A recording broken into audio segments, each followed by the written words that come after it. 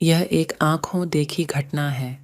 एक बार गर्मी के छुट्टियों में मैं और मेरी बहन मामा के घर घूमने गए थे।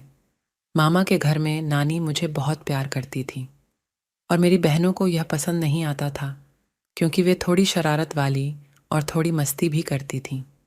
एक दिन मेरी माँ की तबीयत अचानक खराब हो गई। तब मेरे मामा मुझे मेरे घर ले आए।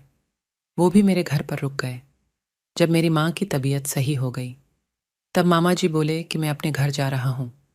मैं मामा से कुछ बोल पाता इसके पहले ही माँ ने मामा को बोला, हाँ भैया, अब मैं ठीक हूँ, आप घर चले जाइए।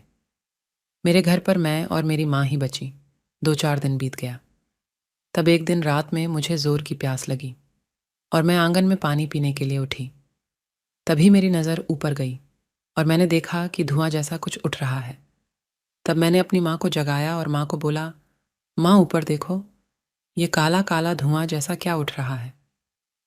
मेरी माँ समझ गई कि यह मेरी चाची की आत्मा जो मुझे लेने आई थी, क्योंकि मरने से पहले मेरी चाची ने कहा था कि मैं तुम्हारी बड़ी बेटी को छोड़ूंगी नहीं।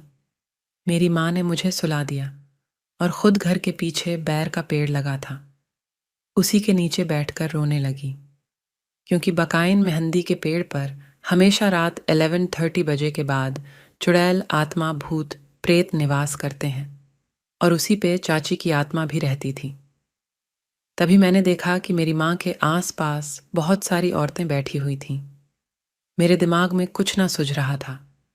एक बार हम लोग 8वीं कक्षा में जब पढ़ रहे थे तो गुरुजी ने बताया था, कभी भी भूत, प्रेत या आत्मा दिखाई दे तो गायत्री मंत्र का जाप करो, बजरंगबली का नाम लो, तो आत्मा वहां से डरकर भाग जाएगी। उस वक्त ये बात मुझे याद आ गई और मैंने वैसा ही किया जैसे गुरुजी ने बताया था। आज मैं और मेरी माँ सही सलामत है। लेकिन जब से मेरी माँ के साथ ऐसा हादसा हुआ था, तब से माँ को थोड़ी भूलने की बीमारी और थोड़ी डरने की बीमारी हो गई और एक कमरे में बंद रहने लगी, क्योंकि बाहर अभी भी चाची की आत्मा दिखाई देती है। लोग बोलते हैं कि यह असत्य है, लेकिन जिसके ऊपर बीतती है वही जानता है। वीडियो पसंद आए तो वीडियो को लाइक करें और चैनल को सब्सक्राइब करें। धन्यवाद।